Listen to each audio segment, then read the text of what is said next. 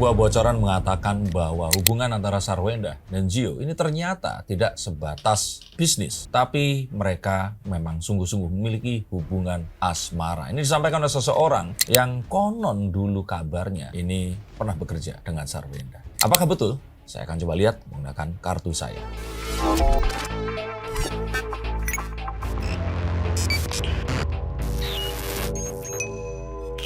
Halo saya Seekers, kembali berjumpa bersama saya Denny Darko. Tidak ada yang namanya misteri, yang ada adalah tanda-tanda yang kita semua coba untuk mengerti. Nah, kita akan mencoba untuk melihat apakah betul desas-desus mengatakan bahwa hubungan ini itu benar adanya. Dan apakah betul ini adalah sebuah jawaban bahwa Sarwenda itu nggak bisa settingan. Wajahnya akan seperti barcode kalau dia harus gimmick-gimmickan. Ayo kita lihat.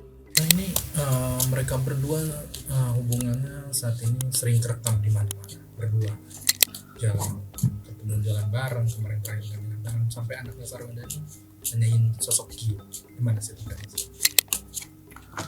Seorang janda yang anaknya lebih dari satu dengan tanggungan yang sangat besar, itu saya pikir sama seperti seseorang yang sedang dikejar oleh debt collector. Jadi pikirannya ini adalah bagaimana mendapatkan uang sebanyak mungkin agar anak-anaknya ini tidak tahu bahwa mereka ini tidak dalam kondisi uang yang berlebihan. Dan kalau harus memikirkan asmara, saya pikir persis seperti apa yang disampaikan oleh Sarwenda di konten Densu, yang mengatakan kalau dia ini sekarang fokusnya kerja dan nggak berusaha untuk mendapatkan pasangan. Tapi kalau ada yang datang, ya dia siap membuka hati. Jadi kalau saya lihat di sini, hubungan yang awalnya ini profesional, terus kemudian kita lihat Gio di sini pun itu merasa kagum atas kemandirian Sarwenda, ini timbul perasaan-perasaan yang sepertinya tidak hanya berbentuk kekaguman saja, tetapi boleh diartikan sangat mungkin akan berbuah dan berbunga asmara. Ya, tapi keduanya tuh gimana sih perasaan? Siapa yang lebih berharap? Sarwenda di sini melihat Gio ini satu sosok yang dikagumi oleh banyak wanita. Apakah merasa nyaman saat Gio di sini bisa dekat dengan anak-anaknya? Sarwenda merasa nyaman. Nah, kalau boleh saya katakan, sejatinya mereka ini saat ini boleh dikatakan sudah berpacaran. Tetapi memang tinggal Gio di sini yang harus menentukan hatinya. Benar mau berkomitmen pada Sarwenda atau dia masih memungkinkan untuk membuka hati kepada wanita yang lain. Karena di konten saya sebelumnya, saya melihat ada seorang wanita lain yang mengintai di sini. Antara Gio dan Sarwenda ini, ketika Sarwenda tuh apa sih yang dikagumi dari sosok Gio, dan Gio juga apa? Stop dulu sebentar untuk kalian semua yang merasa atau menganggap bahwa saya hanya membacakan tarot untuk artis-artis. Kalian salah. Kalian pun berkesempatan untuk bertatap muka dengan saya atau menanyakan apapun yang kalian ingin tanyakan, dan biarkan kartu-kartu saya di sini mencoba untuk mencarikan alternatif jalan keluar dari pemecahan permasalahan yang terbaik untuk saat ini dan mendatang. Dan saya jamin ini semua akan private, hanya kalian dan saya yang akan mengetahuinya. Apapun permasalahannya. Karena saat sebuah masalah terjadi, sebenarnya sebuah solusi itu menanti. Dan siapa tahu solusi terbaik dari permasalahan kalian akan ketemu saat kalian ngobrol dengan saya, dan izinkan saya untuk membuka setiap kartunya kepada kalian. Hubungi segera nomor di bawah ini, dan pastikan nomor ini saja, dan izinkan saya untuk membantu memecahkan permasalahan apapun yang kalian alami. Semoga informasi ini bisa membantu kalian memecahkan permasalahan kalian. Oke, lanjut ke konten yang berikutnya. Yuk. Kalau Gio, Sarwenda kepada Gio, saya pikir ya semua orang sudah tahu ya. Gio sosok yang tampan, opa-opa Korea, sukses dalam berbisnis. Dia juga terlihat sangat dewasa dan bisa melakukan sebuah pendekatan yang baik kepada anak-anak Sarwenda, yang saya pikir anak kecil ini nggak bisa dibohongin. Jadi kalau seseorang ini memiliki sebuah intention yang tidak baik, maka ini akan menjadi satu alarm untuk si ibunya. Nah, kalau Sarwenda sendiri, saya pikir Gio melihat sosok kemandirian, sosok keteguhan, kekuatan dari Sarwenda yang kemarin ya akhirnya berpisah dengan Ruben Onsu, dan dengan satu gaya hidup yang dimiliki oleh mereka, ini Sarwenda tetap ingin mempertahankan dan bisa ya menyekolahkan anaknya, memberikan kehidupan yang masih sama, dan tidak ada satu hal yang kurang satupun. Kita lihat Sarwenda ini sering sekali live, kerjanya juga sangat keras, dan ini menjadi satu kekaguman kepada Gio itu sendiri. Tapi kedepannya gimana sih hubungan ini? Apakah akan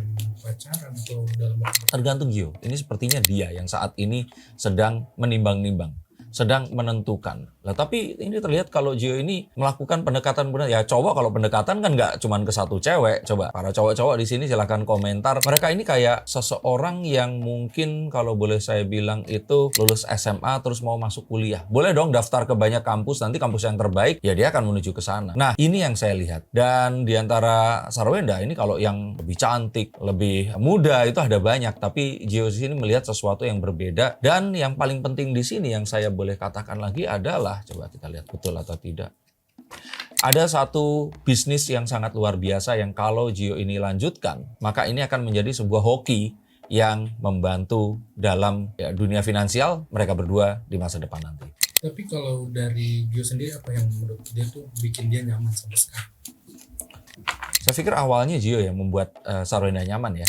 Karena Gio ini seseorang yang supel, bisa berjumpa dengan banyak orang. Tapi apa yang membuat nyaman, saya pikir ya karena netizen juga yang ikut mendoakan di sini. Dan saat dia bersama dengan Sarwenda, popularitas ini meningkat, bisnisnya juga semakin bagus. Seakan-akan hoki itu datang saat Gio ini bersama dengan Sarwenda. Dan sebagai seorang Tionghoa, ini satu hal yang nggak bisa dipandang sebelah mata. Ini sesuatu yang seperti mendapatkan banyak hal di saat bersamaan. Kadang sebagai seorang laki-laki saja kita harus memilih apakah pasangan kita ini nanti akan bisa memberikan sebuah dukungan finansial atau ternyata malah akan menghabiskan. Nah, di sini Gio itu melihat bahwa kecantikan usia itu bisa nomor sekian. Dan apapun yang harus dilakukan ini harus berdasar kepada kenyamanan. Tapi dari Sarwenda sendiri apakah memang ingin dalam waktu dekat nih mungkin mencari pengganti untuk sosok Ruben?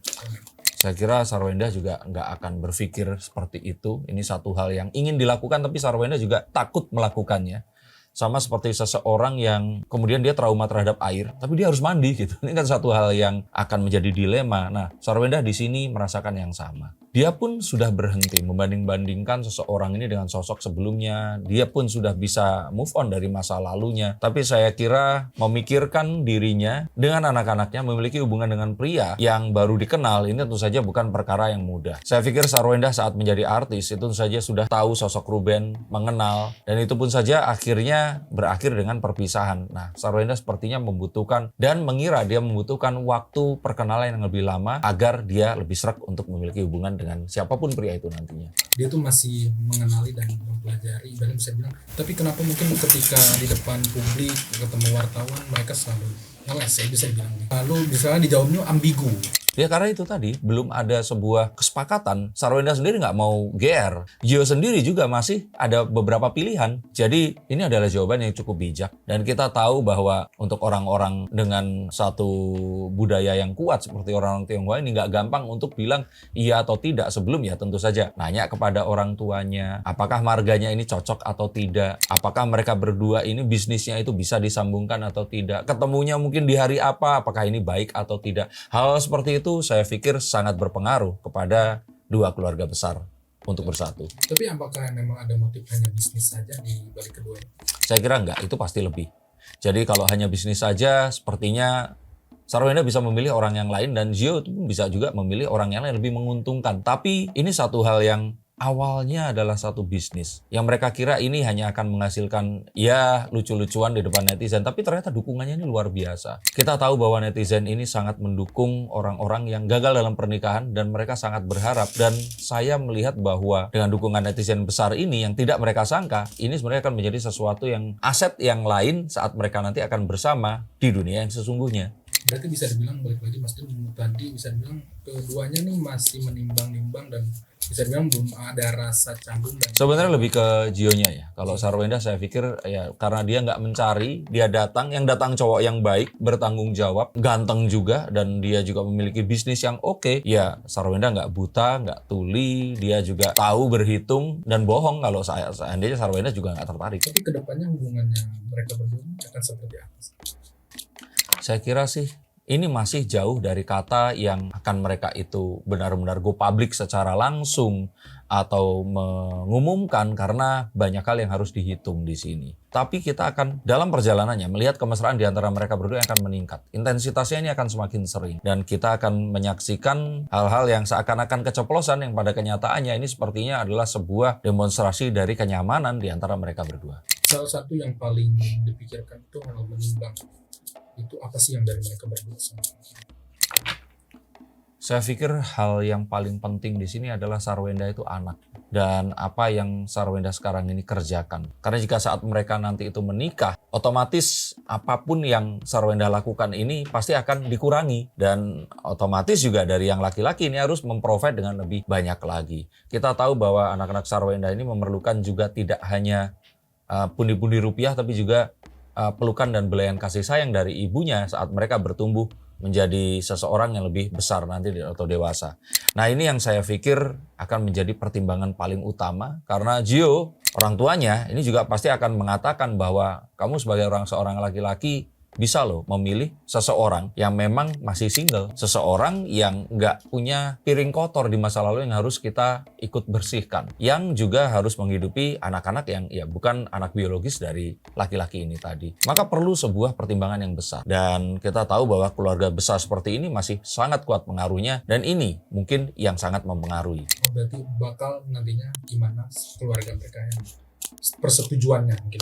Nah, ini tugas dari Gio untuk meyakinkan bahwa pilihannya ini nggak akan salah, bahwa apapun yang akan dipilih ini sesuatu yang juga akan membawa keberuntungan untuk Gio di sepanjang hidupnya nanti. Karena ya kita tahu itu tadi bahwa Gio memiliki lebih banyak pilihan dibandingkan Sarwenda. Apalagi Sarwenda mengakui bahwa dia ini tidak mencari, tapi dia diam di tempat itu dan menanti orang akan datang. Karena jika hubungan ini sampai tidak akan berlanjut, Sarwenda yang akan menanti lagi dengan waktu yang lama, menunggu netizen akan menjodohkan, dan kejadian seperti ini berulang lagi, terus kemudian keluarga nanti akan ikut-ikutan dan semuanya akan gagal kembali.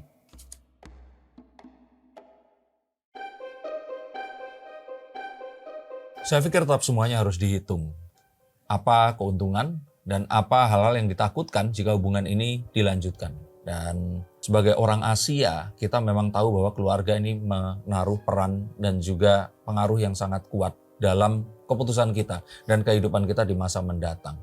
Jangan sampai kita salah memilih. Dan jika ternyata resikonya ini benar-benar tidak bisa kita hadapi, ada baiknya kita mencari sesuatu yang resikonya lebih kecil. Tapi jika ternyata itu sesuatu yang memang pantas untuk kita perjuangkan, maka jangan pernah berhenti walaupun ada gunung dan lautan untuk didaki dan diselami. Untuk kalian semua yang menghadapi hal yang sama dan bingung menentukan ini lebih banyak untungnya atau lebih banyak boncosnya jika melanjutkan hubungan dengan seseorang yang kalian anggap sebagai pasangan kalian. Jangan sampai kalian tertipu, kalian memiliki hubungan, ternyata dia itu sudah menikah, atau ternyata dia ini memiliki hubungan dengan wanita yang lainnya. Silakan hubungi nomor di bawah sini. Terima kasih atas atensi dan sampai jumpa di konten yang berikutnya. Salam.